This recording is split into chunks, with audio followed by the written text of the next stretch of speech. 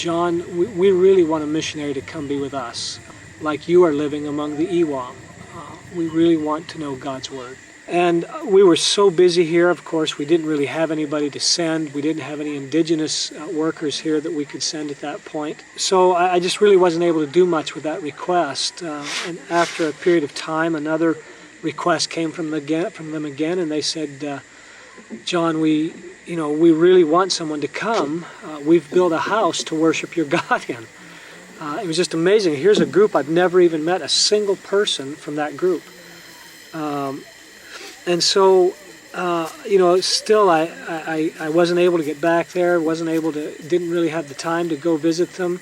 And I finally got a third message from them saying, please, won't you come and see us?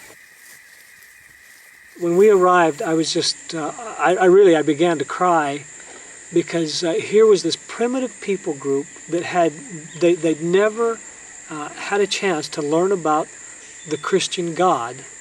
And yet, not only had they built a church to worship that God that they didn't know in, they'd also built a house for a missionary from that God that they didn't know.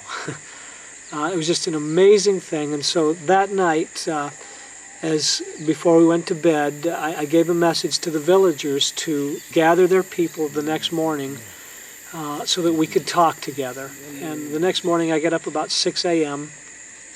and I went to wash in the river. And again, I could hardly keep from crying as these people began to just flood out of the jungle, from up the river and down the river and across the river and from up the mountain.